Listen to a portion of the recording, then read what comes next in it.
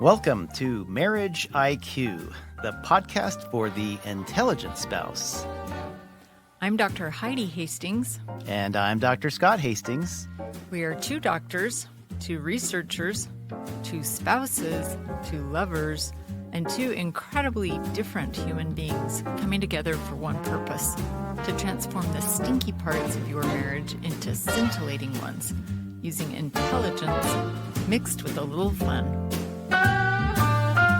Hello and welcome back, everyone. We're so glad that you chose to join us today for another exciting episode of Marriage IQ. We talk a lot about our identity and who we are, and what better way to find out more about our own selves than to learn about our hormones, right? Especially for women. Look, I don't want to get in trouble here. I didn't get the manual on how to deal with monthly cycles before we got married. And that's just something I think every guy has to learn how to deal with as they carry on throughout their relationship. I think for women too, though, it is also a learning experience. Right. I've never menstruated before, but I would imagine as a menstruator, you still are learning about your cycle. And what better way to do that than to learn from someone who's been doing it for many years? Shara Jackson Harper.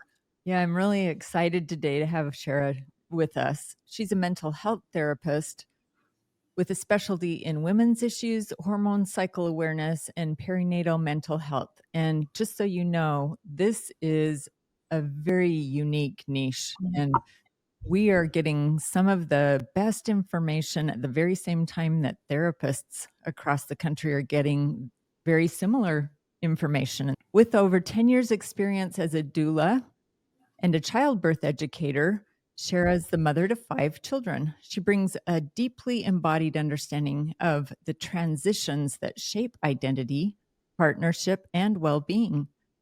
Her work combines evidence-based tools that support women, couples, and therapists and clinicians with navigating the complexity of both the brain and the body with compassion, humor, and truth-telling. Shara is really funny. She's great. I think you'll love having her on here. Whether in therapy, in workshops that she's presenting, or on the stage as an expert, Shara speaks the language of transformation, which is my language too. She reminds people that they're not broken, they're just becoming. So Shara, welcome to Marriage IQ. Welcome. Thank you so much. Thanks. It's so good to be here. It's so good to be a part of your experience. I know you guys are on this change-making adventure of inviting couples into new awareness. That's what we're trying to do. Yeah. You got it. So Shara, tell us a little bit about how you got started in this specific niche of not only therapy, but education. Absolutely. Thank you. So I've always been interested in helping people understand more about themselves. And that started a long time ago when I first became a doula. The work of a doula is witnessing and supporting. And a big part of that is education, knowing more about what your body does to prepare for birth and after birth, during birth. And then I became an educator. I took several certifications, and then I morphed from there into realizing we just need to be talking about the hormone impact of all these different phases, particularly of women's lives, starting as preteens all the way to perimenopause and menopause. There's so many things happening and we don't talk about it. I was not told anything about any phases within a cyclical experience. It was, you're going to have a period. This is how you take care of it.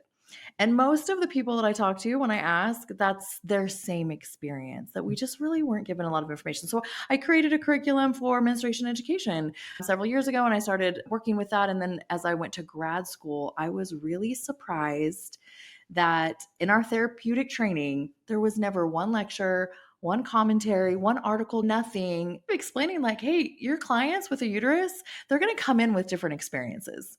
And their mental health is impacted by their hormone cycle, and their hormone cycle impacts their mental health.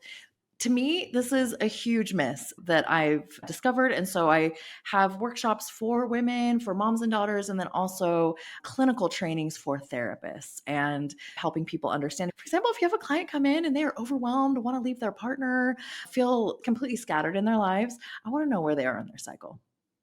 because I'm not going to diagnose with depression if you're starting your period tomorrow. Wow. I need more information. So, Scott, in your medical training, I know you definitely learned about some parts of the female menstrual cycle, but did you learn anything about these? It's really interesting. There are no questions involved in making that diagnosis of depression that revolve around menstrual periods. Although they do want you to have these symptoms for at least a few weeks, so that transcends a period, but no questions on that. Huh. And that is really odd, actually. Very Now that we strange. think of The guy, as a woman, we all deal with these changes throughout the month. Impact. And that's important to at least know. It's part of your identity as a Right. woman, Yeah. anyway. Right. Absolutely. So, men have a hormone cycle too. It's 24 hours long. You start at the peak of your hormone cycle at the beginning of the day. You're very curious. You're ready to get things going, ready to start new projects. You have the work day. The Western work day is literally mirrored with the male hormone cycle. So things start to wane around 3 to 5 p.m. Western work day ends. Come home, have a meal with your family, play with kids, have a good time with your partner, watch a movie, wind down. And then men experience the lowest part of their hormone cycle while they're sleeping. And then start up and do the same the next day. Those kind of fluctuations are easier and less time consuming to research because it's the same every day. Huh. Right? Interesting. And women grow up in a world where you're told to be the same every day. Many people pretend to be the same every day. People power through their lower parts of their hormone cycle. And I do think there's a new generation of girls that have access to more information. It will be interesting to see how that serves them well. That's very fascinating. Could you start by giving us an overview of the female hormone cycle then? Absolutely. So I'm going to use 28 days because that's what we usually see in research and it's the average. But we recognize some people have a 25-day cycle or a 30-day cycle, right? There's variation to all of this. So any numbers that I use are averages or just an easy way to conceptualize. So the 24-hour cycle that our male counterparts have is a circadian rhythm, matches the sun. The 28-day cycle is an infradian rhythm, matches the moon phases, also tidal waves. Mammal migration is an infradian rhythm. Pregnancy is an infradian rhythm. And the menstrual cycle is an infradian rhythm. It lasts longer than 24 hours. It is predictable and has ups and downs. So that's the comparison there between infradian and the circadian rhythms. For people with an infradian hormone cycle, an estrogen-based hormone cycle, there's several hormones involved. Two main factors that as they flow up and down are going to really impact the way that you experience your life. And so estrogen and progesterone are those two main ones. We also have a follicular stimulating hormone and oxytocin and other hormones, of course, that impact our experience. But if we're talking about the hormone cycle, we can start with bleed week or the menstruation phase. During that time, those are really low hormone time. It's an inward time. You kind of have a more intuitive cognitive state. It's a time to slow down. It's a time for rest. It's a time to feel emotions because they are available to you in a different way for a lot of people. And then we move from the menstrual phase into the follicular phase. And so your body is then preparing to release an egg. And so energy rises. It's a great time to start new things. You are very goal oriented. Your capacity to have clear conversations is higher during your follicular phase. So we go from menstrual phase to follicular phase to then the ovulatory phase. This is peak fertility, peak estrogen, peak energy. People usually feel gorgeous and empowered and strong and confident. They feel like they can get things done. Orgasms are easier to achieve during the ovulatory phase. There's a lot of good things, a lot of fun things happening during this phase. And then we shift from the ovulatory phase to the luteal phase. The luteal phase is the longest phase of the cycle. So I do like to point out to people, you might feel different in early luteal from late luteal, but this is a slowdown. Things are happening differently for your body. If that egg wasn't fertilized, then your body's like, okay, we're just going to slow everything right down. And it is a problem solving time. Your brain is oriented to solve problems, what does this look like for most people? It looks like irritability because you are looking for problems to solve. Who is often the problem? Probably Your partner. your husband. Yeah, that is Always your often. husband, right? That is a common experience for I don't have people. an excuse now if I'm irritable. Yeah, right. And that's an interesting point too. Like you have two different hormone rhythms. I do think a lot of men that I've talked to are like, yeah, I don't really do great with big conversations late at night, right? Because those hormones have. And so, how are we timing our conversations with couples? So, back to the overview, we have the menstrual phase, the follicular phase, the ovulatory phase, and the luteal phase. Those two phases, the follicular and ovulatory phase, are higher energy and greater capacity to show up when you feel like, oh, my best self, when I'm getting things done and I'm feeling great. We often experience that during the follicular and ovulatory phases. The luteal, especially late luteal, it's like my troll phase. I'm going to be frumpy. I'm not going to feel great. I'm absolutely more likely to be upset with things my kids do, right? But if I know about it and I can plan it, I can shift the way that I'm responding. So it sounds to me like you're advocating for being intentional. Absolutely. One of And our then, and four cornerstones that you're touching on. That's yes, right. To be great. intentional, to learn about who Absolutely. you are, your identity as a woman, and Or as a partner. or as a man, but we're talking mainly about women. And yeah, and as men too, to say, hey, okay, let's sit down and talk about this, plan this. Yes. Like, let's not be planning huge financial decisions this time of the month or whatever it is. Yeah. Uh Or late at night. or Yeah. or late at night to Yeah, and think it's a about. little bit of a conversation flip from what we like hear in media or maybe what culture has taught us to make fun of, oh, you're just on your cycle, right? We're switching this to an honor. I honor that you're experiencing something different right now. How can I show up for you? So I want to maybe pause a moment. This is really important. You're right. We tend to just, oh, you're menstruating. Oh yeah, okay. That explains it. Right. Well, it might explain part of it, but like you said, I think it's something to not be ashamed of.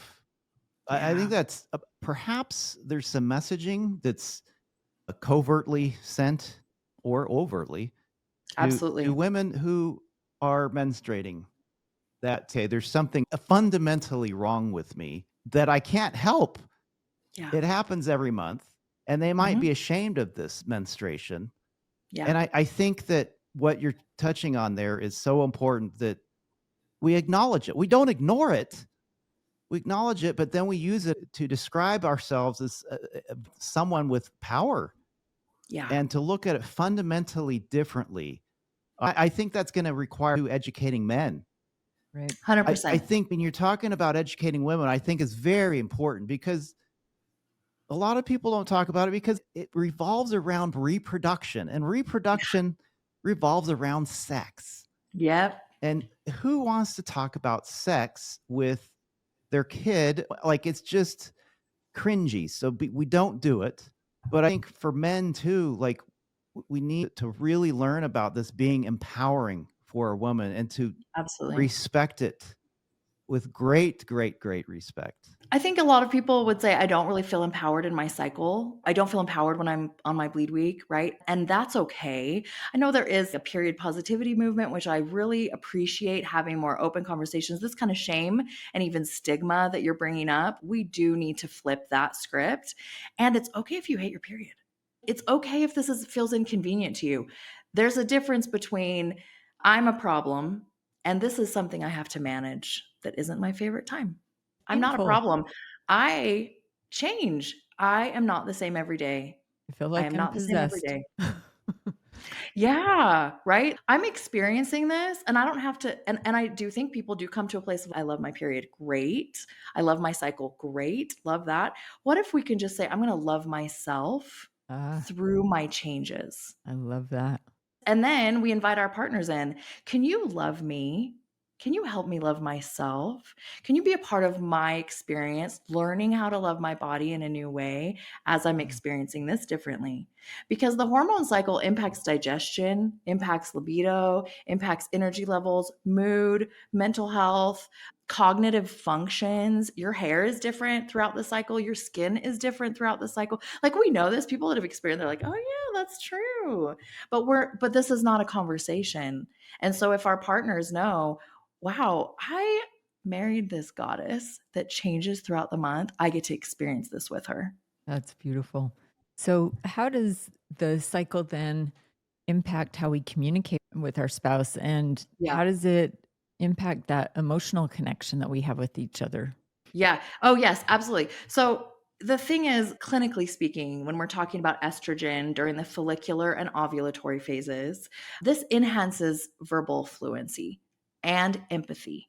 And I mentioned libido. So this is kind of like a magical sparkle phase. And then to contrast that, when we have rising progesterone after ovulation, this increases sensitivity to stress and can lower our social tolerance, which is kind of the like, please don't talk to me or I'll cry window of time, right? And none of this is pathology, it's physiology. So if we're thinking about communication and we know, okay, this is my bleed week, so I'm a little more emotional, let's communicate with an increased level of empathy. And if there's something tricky that we really do need to deal with, let's put it on the docket for next week. Can we do that? Can we just save it so that I can be more present? My conflict resolution tip for the menstrual phase is avoid big discussions and problem solving.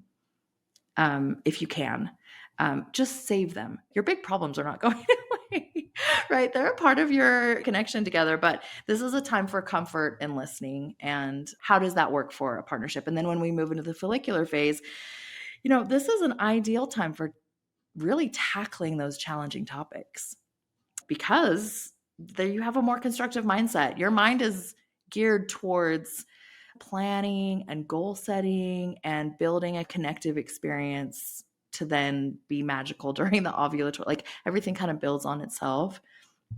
So my best communication approach for follicular is this is a good time for hard communication, hard topics. And then ovulatory is a great time for like deep connection. You're going to be more receptive to sex, actually, more Oh, sexually, absolutely. because you do have a little burst of testosterone in that Yeah. phase. So Yeah, this is empowering. So great. Yeah. And for couples where libido is one of their trickiest, like higher or lower desire partner, coming together during the ovulatory phase can really melt some of the tension that those couples experience regularly. I do recommend, as far as like sex goes and having those conversations, and maybe you guys have talked about something like this before on other podcasts that you've done, but creating a sex menu, things that I'm curious about and would like to try, but only when I'm in the mood, right? Things that I'm happy to anytime. I would be happy for a foot massage anytime, right? Things that I want to wait for. And I will say, like, there's sometimes, sexual connection that one partner is like, hey, I'd like to try this. And the other partner is like, I'm not sure, but put it on your menu. And then during the ovulatory phase, a lot of people are very open to new things because you're feeling so different in your body. What a great idea. yeah, It's really great. we did talk about libidos a few episodes ago, and how the high-low type thing Yeah. is maybe defined incorrectly. And Mhm. we jump into that about how women specifically may appear to be a lower desire partner, but it is very Right. contextual and may Absolutely. have actually the same, or in a lot of cases, a higher sexual desire. They just don't recognize it. It And doesn't manifest in the so, same yeah, And way. they it don't manifests very experience it in the same way. differently. Yeah, absolutely. Yeah. And Yeah, and so then I always recommend Emily Nagoski's book, Come As You Are, Right. and you've probably talked about that yes, here too. It's a great resource for all the humans. yep, And I saw she just has a new one, Come Together. So Yes, it's in my Amazon shopping cart. absolutely. That's Yeah. great. Well, many people hear the word hormones and they think about PMS during Great. your cycle, or pregnancy, mood swings, which can be massive. What are some of Yes. the lesser known ways that hormones can influence relational dynamics?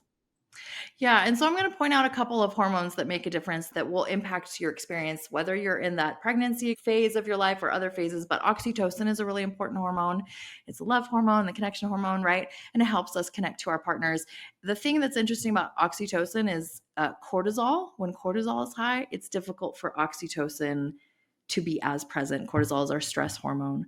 So, there's research that just came out recently about parents and specifically mothers and how much stress there is on moms these days to manage kids things and manage home things, and also if they're working outside of the home in addition to the work they're doing at home, and trying to figure out how to do that well. So, good foreplay is cortisol management.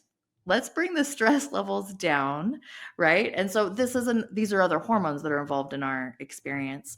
Another thing that I think is really interesting outside of, so PMS is premenstrual syndrome that a lot of people experience, where they might feel crampy or really emotional or really low feelings. A lot of people experience right before and kind of during the first part of their menstrual phase.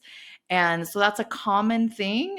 A lot of people experience it, so we talk about it, right? But other parts of this are, we don't really talk about how I feel amazing during the ovulatory phase. Like, no one's talking about it. And then you get through that phase, you do feel amazing, you get things done. And then the next week, what I've found personally, and when I talk to other women, then they shame themselves.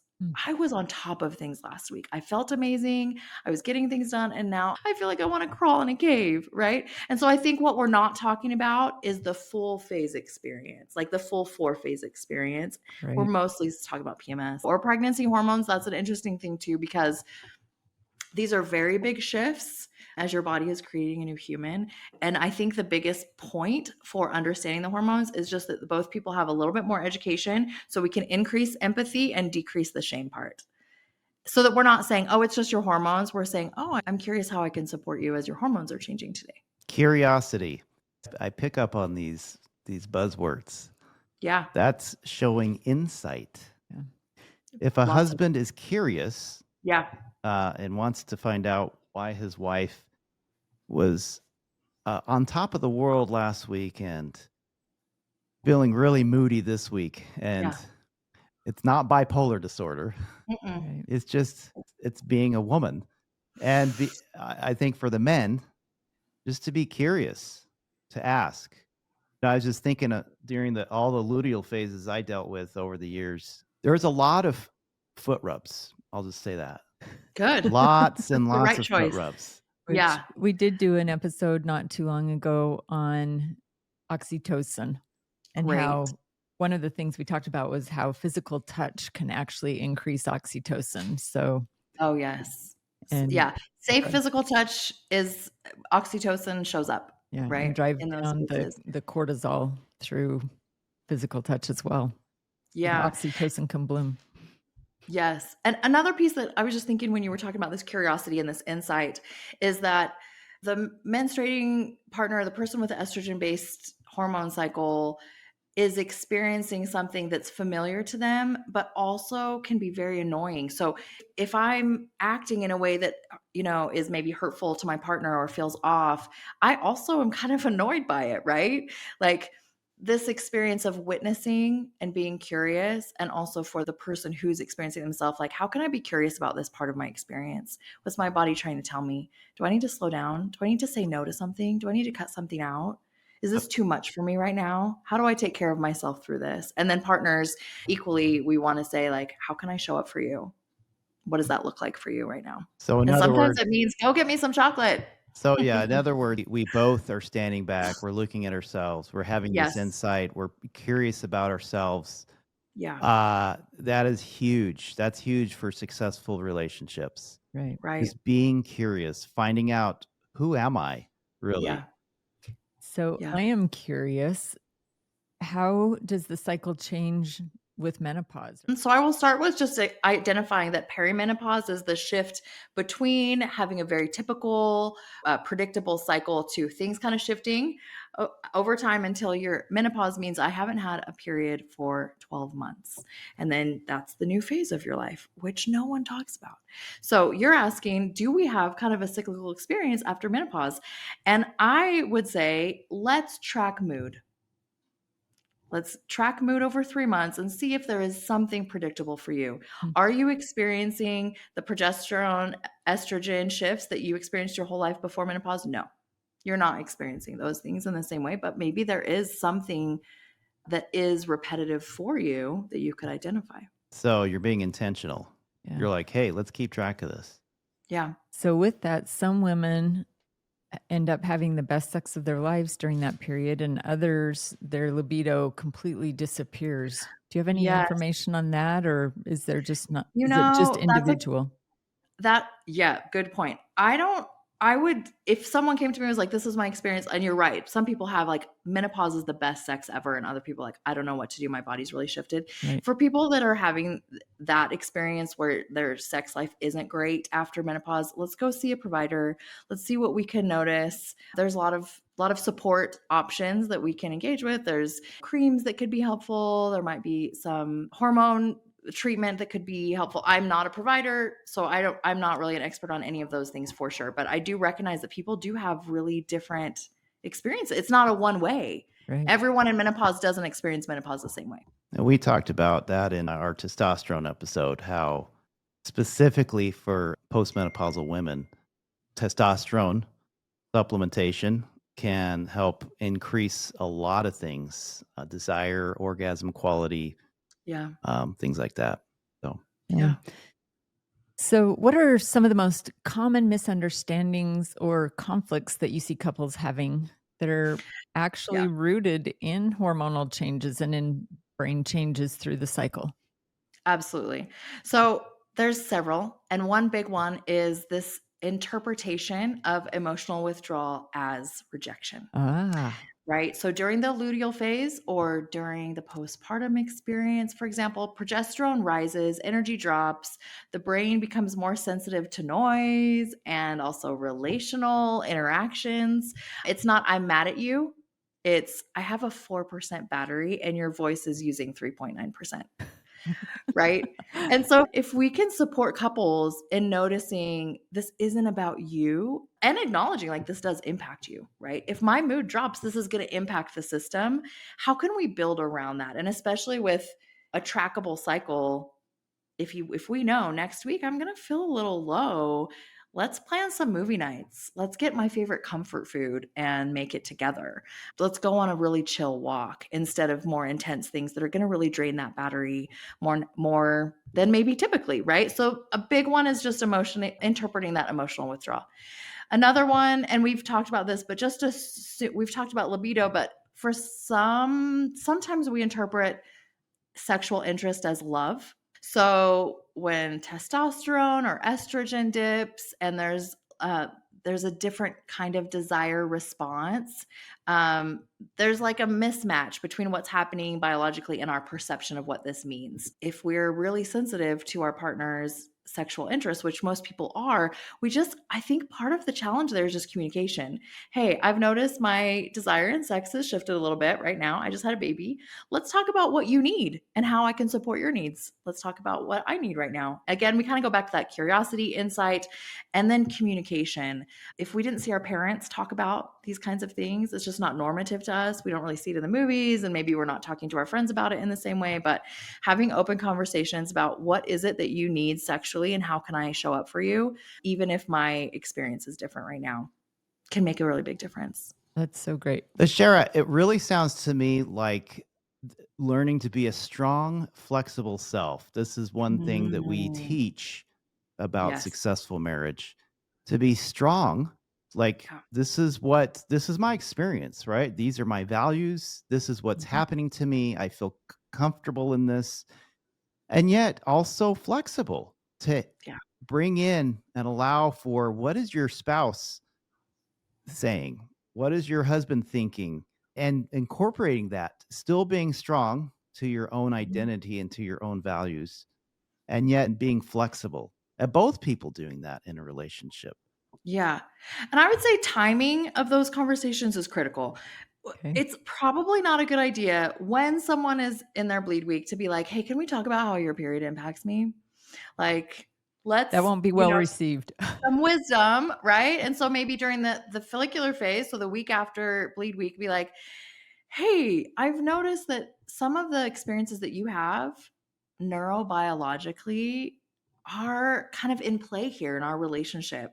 Can you tell me more about how that impacts you? Like, ask the person who's experienced it, how does this impact you? And then come up with a game plan. Let's come up with a game plan so we can stay connected even when you are going to need to withdraw from me sometimes. And I'm going to come up with a game plan if I'm the non-menstruating partner. that I'm going to have some mantras for myself when she pushes me away during this phase. It's not about me. I like that. Yeah. That's Mantras are great. powerful. Wow. This is really good. Good information. You're great. Yeah, it's exciting. Any other ways that postpartum or any of the other parts of female cycles impact desire, impact? Yeah, postpartum is interesting because we have a lot of factors going on, right? We do have the big hormonal shifts, but also your body just went through this absolutely incredible and intense and painful experience. And so there might be some other elements, right? Like if you had a really intense birth, and so there might be fear about, is there going to be a new pain that I haven't experienced in our sexual relationship before? I feel overtouched. I'm holding this baby all the time. I'm breastfeeding every 3 hours. I don't want to be touched. I don't want to be physical. And so again, that's when I would refer back to like the sexual menu. And maybe we make a new sexual menu for postpartum, Yeah. right? Right. With new questions, new awareness, new sensitivity, and a sense of like knowing this is temporary. And also, as we talk about this, we're going to have a better experience than like every other generation who just didn't talk about it. I wish Right? I'd known this. Like everyone says that, right? I wish I known Of this. course. But like, Yeah. I think I lived through kind of a little bit of a fog Yeah. during our childbirthing experiences. Like, 'cause So I didn't know. I much. didn't get a manual. And you were in med school Right. too. I didn't get a manual. I was in med school, but So much. now I'm getting a manual today. Yeah. But it's too late. So for those younger couples, this is going to be a really big Yeah. deal. Yeah. I remember we had 3 girls, and then with our son, and with the 3 girls, I wasn't much interested in sex, but with our son, apparently you must get some burst of testosterone. When you were pregnant with Hunter, yes. It was Yeah. That was a good time. You were a machine. very different. Fun was story. had by all. Yes. But after he was born, it was a very, very traumatic birth. And I didn't know it had gotten into you. I'm like, wow. After he was born, I was like, I am leaking at every end, and I am just sick and tired of everybody wanting a piece of me. And so it shut down for a while. Like a squirrel. But that's really very helpful for a spouse to know that, right? That this isn't going to be forever. I just saved up. Yes. Yeah. It's not going to be forever. And there's other ways that we can connect that can build intimacy until it's time to engage in the ways that we love and miss during this time. The other thing I think is that culturally, we don't do very good supporting new parents postpartum. You know, people come home from the hospital and it's like, okay, good luck, right? And so I teach a postpartum class, and one of the things that's really important to me is tell me more about how you both work through really challenging things together as a preparation for baby. People are saying like, what color is the baby's room, and what names are you thinking about, and when's the due date, and all these things that are also fun. They're great things. And 1 in 5 birthers experience a postpartum mental health challenge, and 1 in 10 dads. So how are we having I didn't think it was that high. You're saying like 20%? Yes.